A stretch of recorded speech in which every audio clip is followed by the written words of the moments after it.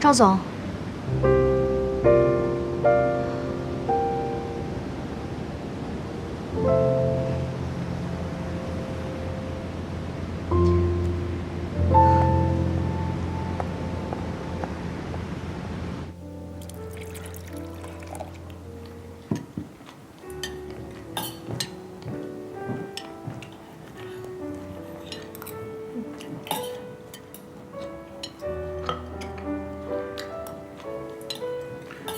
化悲愤为食量，不是什么明智的表现。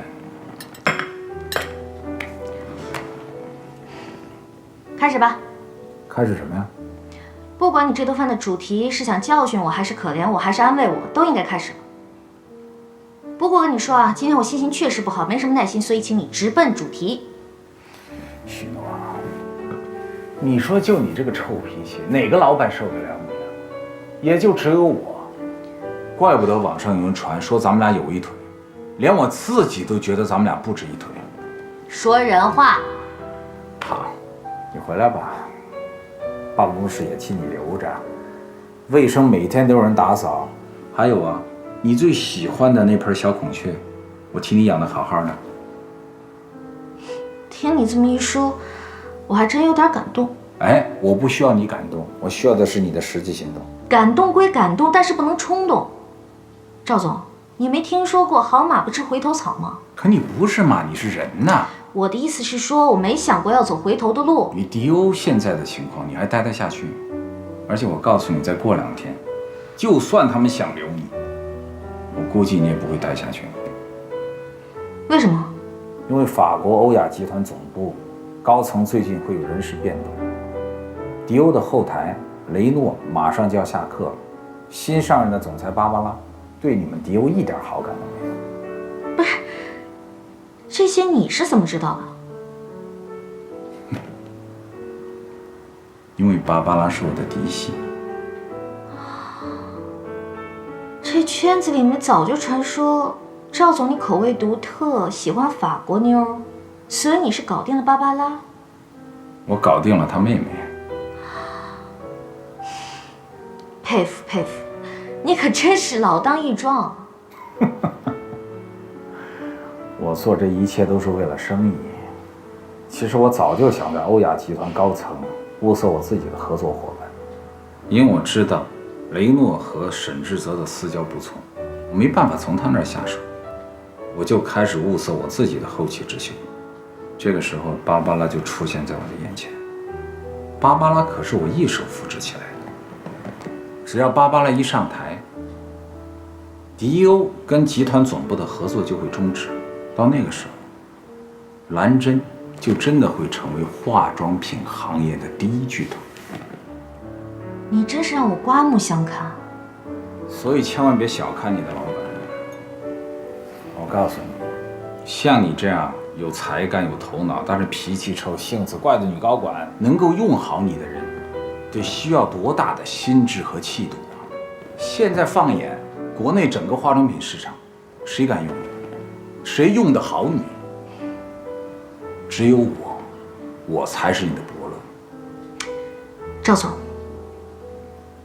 我是真的很感谢你对我的厚爱，但是又是但是，除了但是还有别的吗？但是之后呢，肯定是拒绝。你告诉我，你拒绝我的理由是什么？你说的所有的这些，我一点都不怀疑。但是现在迪欧的情况危急，越是在这个时候，我更不能离开他了。这是我做人做事的原则。你现在都快被扫地出门了，你怎么坚持你的原则？这是暂时的。沈总现在人在国外，等他一回来，我相信他一定会给我洗白的。你知道我为什么会看中你吗？因为你在职场上从来没把自己当成女人，你从来不是以一个小女人的心态来做事情，你理智、率性、大度。可你现在呢？你现在变得越来越像个小女人。这对于执掌一个企业生命线上的女高管来说，不是什么好事。我不明白你的意思。许诺，职场里可以有美人计，如果你真的是头脑发热，把职场变成情场，把你的老板变成你意淫的男主角，到了最后，你会死得很惨。别怪我没提醒你。公司的大门永远为你敞开。如果你真的想回来，给我来个电话，我亲自来接你。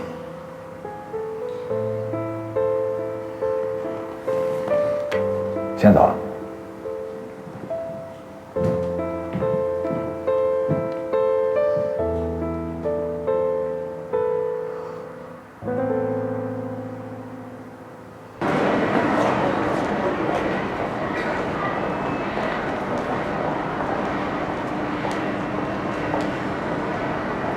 嗨，谢了。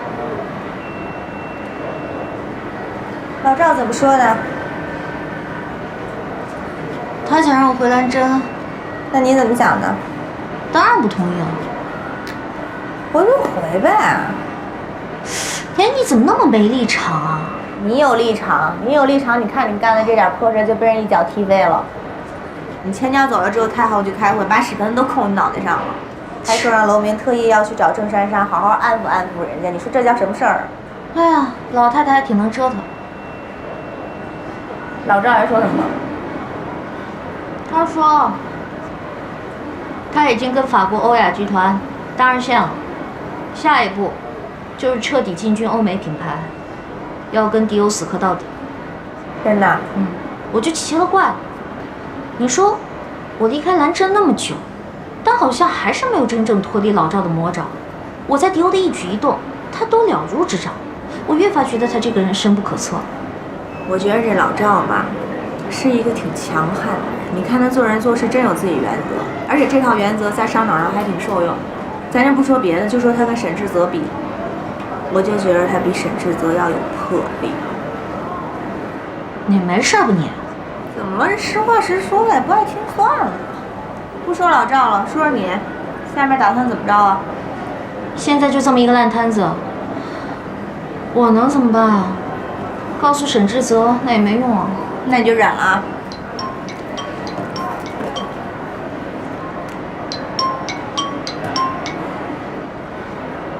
妈，小诺，妈做了好多菜，你回来吃个饭吧。妈知道你工作忙，这再忙也要下班回家吃个饭呀。你爸都想你了，这2天一直失眠。你回来吃饭啊！你要是不回来，我们就拿着菜到公寓去找你。好，我知道了，我现在就回来。你要回家啦？我妈估计在网上知道了我的现状，想让我回去安慰安慰我吧。多好啊！你说你家在上海，这多幸福呀！不管在外面遇到什么困难，还有个港湾等着你。行吧，我走了。哎，我还有一句话要跟你说。你说。咱们现在先不说这个，你是不是在迪欧这儿继续干下去？就说沈志泽这个人，不论他这个人有多好，你有多爱他，就凭他这个妈，如果要换的是我的话，我都看不了，真的。工作不好，咱可以再换，但是嫁人，这是一辈子的事。